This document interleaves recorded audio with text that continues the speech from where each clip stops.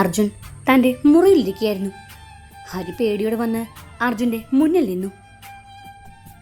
Sir, നിങ്ങൾ പറഞ്ഞതുപോലെ ശേഖറിൻ്റെ വണ്ടി ഹൈവേയിൽ വെച്ച് അപകടം നടന്നു. അവനിപ്പോൾ ഹോസ്പിറ്റലിലാണ്.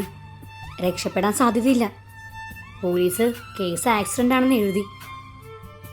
അർജുൻ കസേരയിലിരുന്ന് പതുക്കെ തലയാട്ടി. അവൻ്റെ മുഖത്ത് യാതൊരു കുറ്റബോധവും ഇല്ലായിരുന്നു. അവൻ തൻ്റെ മേശപ്പുറത്തിരുന്ന ആ പഴയ ഡയറി എടുത്തു. Very good Hari. എൻ്റെ വഴിയിൽ നിൽക്കുന്നവരെ എങ്ങനെ മാറ്റണമെന്ന് എനിക്ക് നന്നായി അറിയാം. ഹരി, നാളെ മുതൽ ഒരു 5 ദിവസത്തേക്ക് ഞാൻ നഗരത്തിലുണ്ടാവില്ല. ഒരു ലോങ് ഡ്രൈവ് പോവുകയാണ്. എന്നാരും ശല്യം ചെയ്യരുത്.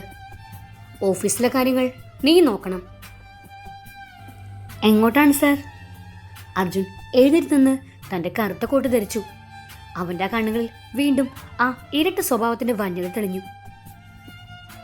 എൻ്റെ മനസ്സ് പറഞ്ഞത് തെക്കൻ ഭാഗങ്ങളിലേക്ക് പോവാനാണ്. അവിടെ എവിടെയോ ഒരു ഗ്രാമത്തിൽ എനിക്ക് വേണ്ടിയുള്ള ആൾ കാത്തിരിക്കുന്നുണ്ടെന്ന് എൻ്റെ മനസ്സ് പറയുന്നു. അവളെ കണ്ടെത്താൻ ഞാൻ പോകുന്നു ഹരി. കണ്ടെത്തിയ പിന്നെ ഈ അർജുൻ്റെ തടവറയിലായിരിക്കും അവളുടെ ജീവിതം.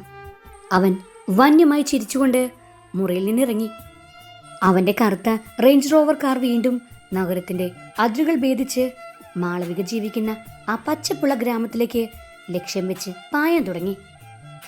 വിധിയുടെ ചിരടുകൾ അവരെ രണ്ടുപേരെയും പരസ്പരം അടുപ്പിക്കാൻ തുടങ്ങിയിരുന്നു. ആലപ്പുഴ ഗ്രാമത്തിലെ ആ വിജനമായ റൂട്ടിലൂടെ കറുത്ത റേഞ്ച് റോവർ കാർ പതുക്കെ മുന്നോട്ടേക്ക് നീങ്ങി. വിൻഡോ ഗ്ലാസ് പൂർണ്ണമായും കറുപ്പായതുകൊണ്ട് തന്നെ ഉള്ളിലിരിക്കുന്നത് ആരാണെന്ന് പുറത്തുള്ളവർക്ക് കാണാൻ കഴിയില്ലായിരുന്നു. കാറിൻ്റെ ഉള്ളിൽ കനത്ത നിശബ്ദതയായിരുന്നു. അർജുൻ സ്റ്റിയറിംഗിൽ ഒരു കൈവച്ച് കത്തുന്ന കണ്ണുകളോടെ പുറത്തേക്ക് നോക്കി വണ്ടി ഓടിക്കുകയാണ്. അവൻ്റെ വെളുത്തു തുടുത്ത മുഖത്തിപ്പോ യാതൊരു ഭാവവും ഇല്ല.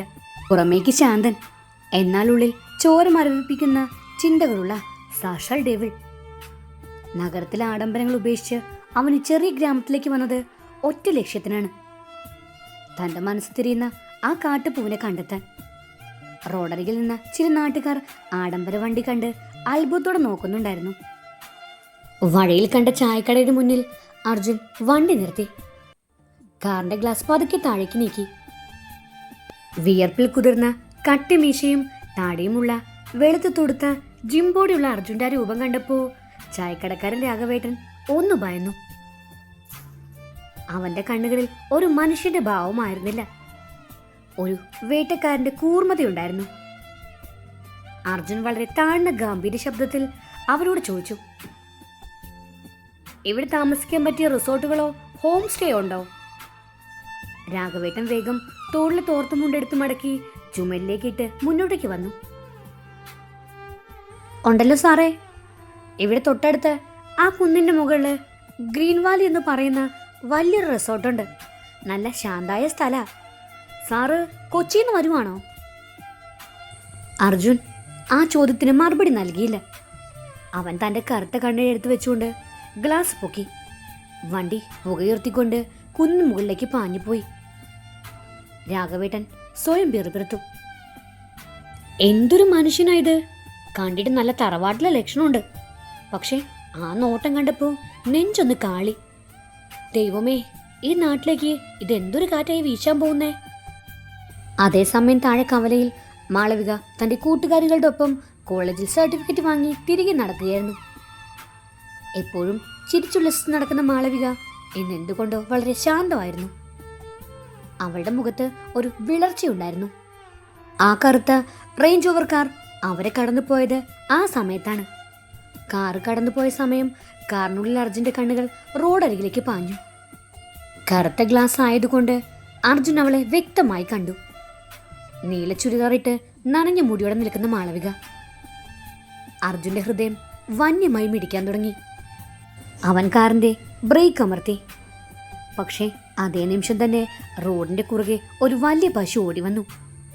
വണ്ടി പെട്ടെന്ന് നിർത്തേണ്ടി വന്നതുകൊണ്ട് അർജുന്റെ ശ്രദ്ധ ഒന്ന് മാറി. ആ സമയം കൊണ്ട് മാളവികയും കൂട്ടുകാരികളും വഴിയിലുള്ള ഒരു ചെറിയ ഇടവഴിയിലേക്ക് തിരിഞ്ഞു നടന്നു കഴിഞ്ഞിരുന്നു. അർജുൻ വണ്ടി നിർത്തി പുറകോട്ട് നോക്കിയപ്പോൾ അവിടെ ആരുമില്ലായിരുന്നു. അർജുൻ സ്റ്റിയറിംഗിലിടിച്ച് പല്ലുകൾ കടിച്ചു. ഷിറ്റ്, നഷ്ടപ്പെട്ടു. കണ്ണിന് മുന്നിൽ നിന്നാ മാഞ്ഞു പോയത്.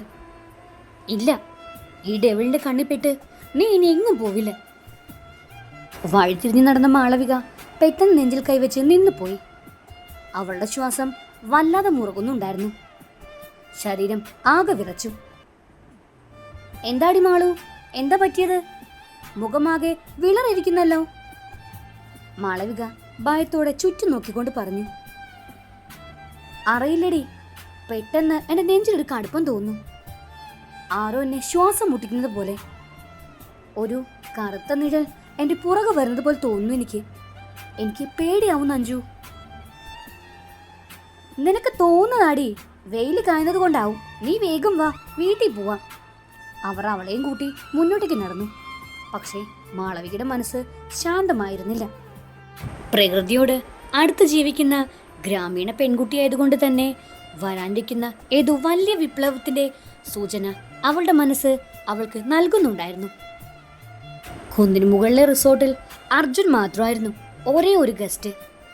ആ റിസോർട്ടിന്റെ വലിയ വിൻഡോയിലൂടെ താഴോട്ട് നോക്കിയ ആലപ്പുറ ഗ്രാമം മുഴുവൻ കാണാം. രാത്രിയായപ്പോൾ അന്തരീക്ഷത്തിൽ കനത്ത മഞ്ഞു പടർന്നു. അർജുൻ സൂട്ടൊക്കെ മാറ്റി കറുത്തൊരു ബനിയൻ മാത്രം ധരിച്ച് മുറിയിൽ നിൽക്കുകയായിരുന്നു. അവന്റെ കനത്ത ജിംബോഡിയിലെ മസിലുകൾ വലിഞ്ഞു മുറുകിയിരുന്നു.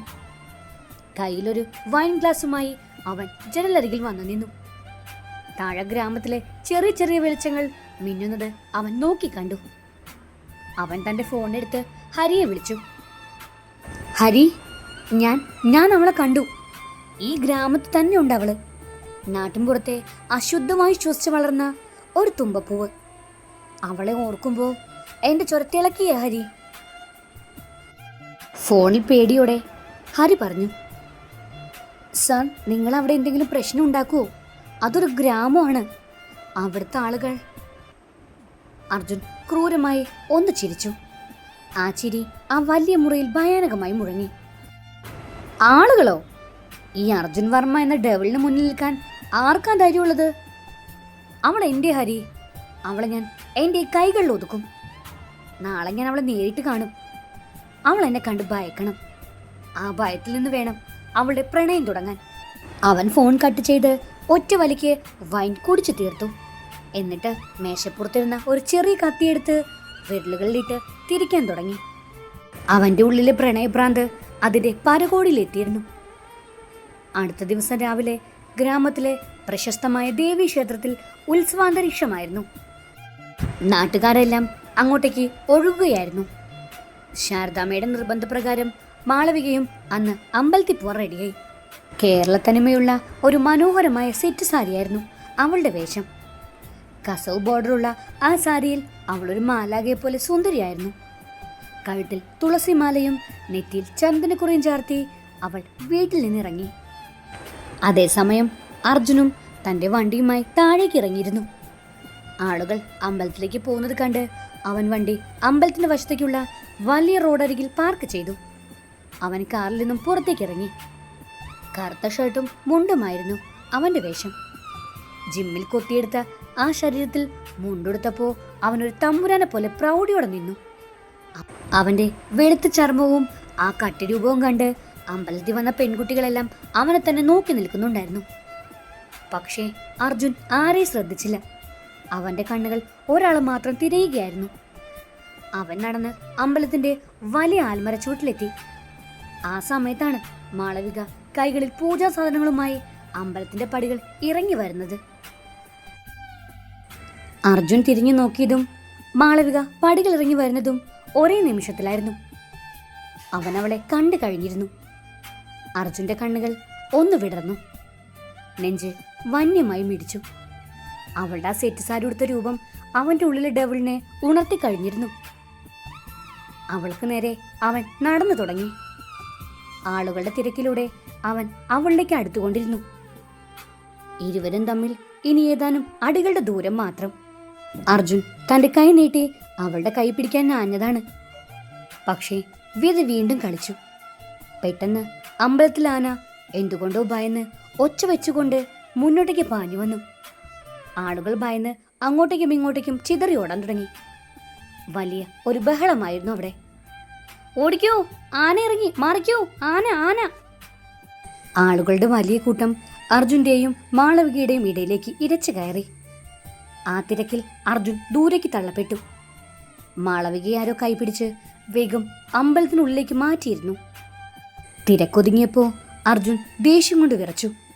അവന്റെ മുഖം ചുമന്ന് തുടുത്തിരുന്നു. അമ്പലത്തിന്റെ വലിയൊരു തൂണിൽ അവൻ ശക്തിയിലിടിച്ചു. അവന്റെ കയ്യിൽ നിന്നും ചോര പൊടിഞ്ഞു. പക്ഷേ ആ വേദന അറിഞ്ഞില്ല അവൻ. ഇല്ല, നീ വീണ്ടും എന്നിൽ നിന്ന് ഒളിച്ചു കളിക്കുകയാണല്ലേ? പക്ഷേ ഓർത്തു വെച്ചോ, ഈ ഡെവിളിന്റെ കയ്യിൽ നിന്നും നിനക്ക് അധിക നാൾ ഒളിക്കാൻ കഴിയില്ല. അടുത്ത തവണ നമ്മൾ കാണുമ്പോൾ ഈ ലോകത്തൊന്നിനും നമ്മളെ തടയാൻ കഴിയില്ല. അവൻ തന്റെ ചോരൊലിക്കുന്ന കൈകളിൽ നോക്കി വന്യമായി ചിരിച്ചു. അമ്പലത്തിനുള്ളിൽ നിന്നും മാളവികയുടെ നെഞ്ച് അപ്പോഴും ഭയം കൊണ്ട് ഒരടി മുന്നോട്ട് വെക്കാൻ കഴിയാത്ത വിധം വിറയ്ക്കുന്നുണ്ടായിരുന്നു. അവർ തമ്മിൽ കണ്ടില്ല, സംസാരിച്ചില്ല. പക്ഷേ കൊടുങ്കാറ്റ് അവളുടെ തൊട്ടടുത്ത് എത്തിക്കഴിഞ്ഞിരുന്നു.